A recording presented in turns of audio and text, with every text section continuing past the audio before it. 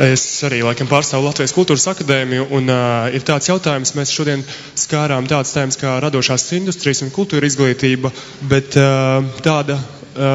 man tāda ideja, ka pie kultūras izglītības mēs pieejam tā pavisam neradoši un neinovatīvi.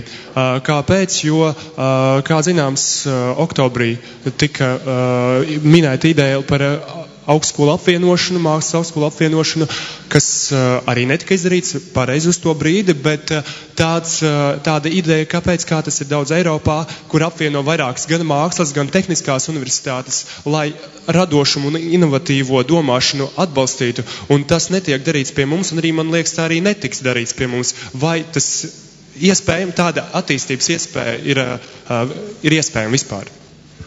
Šobrīd katra augstskola veic savas funkcijas, viņi tiešām strādā ļoti labi. Es uzskatu, ka mums katrā no viņām ir atsevišķas varbūt problēmas, bet principā ar to mēs tiekam ļoti labi galā. Viņa ir konkurētspējīga, šī izglītība augstākā. Bet es kā pats arī students šobrīd, un es uzskatu, ka mums būtu jāveido kopēji priekšmeti ar citu augstskolu studentiem, tie priekšmeti, kurus mēs varam mācīties kopā, gan šeit iekšēji mūsu sistēmā, gan iespējams arī apgūstot priekšmetus citās augstskolās, kas tad ir saistīts, lai mēs vismaz kaut kādu saikni ar citām sfērām. Tas ir tas pirmais solis. Un tālāk mēs redzēsim. Es domāju, ka augstskola reforma ir nākotnē ļoti svarīgs jautājums, bet mēs paliekam pie tā, ka 3 augstskolām jāpaliek kultūras ministrijas padotībā un kā atsevišķām iestādēm.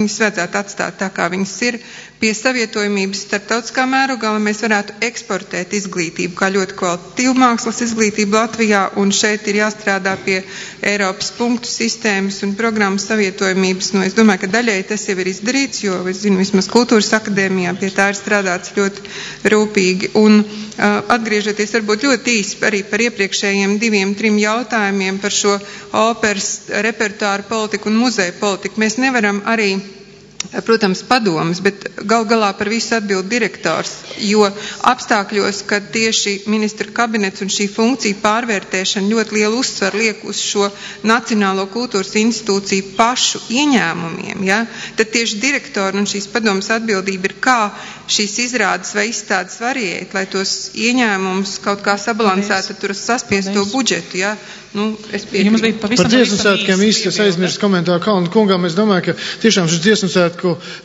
process iepriekšējā laikā, iepriekšējie dziesmu svētki mums bija 4,5 miljoni izmaksāja. Ja pagājušajā gadā Igaunijā lielie dziesmu svētki ar stipri lielāku apmeklējumu bija apmēram 1 miljons. Tātad mēs redzam to, ka mums tur ir lielas rezerves, jo šobrīd dziedātājiem, dejotājiem nekas nemainās. Viņi tāpat skolās guļ, tāpat tās guļ uz matračiem, neko nesaņem, bet ir, diemžēl, izveidojusies viena liela, saistīto uzņēmumu vai loks, kas ar to no tā pelnīja ārkārtīgi. Bet tas jau valstī ir ne tikai dziesmu svētkos, kur ir valsts pasūtījums, tur mēs maksājam 2-kārtīgi, 3-kārtīgi. Un tas ir arī iemesls, kādēļ mēs esam tik lielā krīzē vispār valstī, jo viss tas, ko valsts ir tērējusi, tas vienmēr ir bijis pārāk dārgi. Un tas ir tas, ko pēc vienā brīdī mēs valsts kasi saņēmām tukšu pirms pusotra gada, kādēļ mums bija jāgriež savus gan izdevumu, gan kultūrā, gan visur citur. Tad tas godīga valsts pārvalde, caurspīdīgi iepirkumi, tā skaitā arī kritērija par kultūras naudas sadalījumu. Tas ir galvenais un izšķirošais šī brīdī, kas mums jānodrošina nākotnē. Paldies.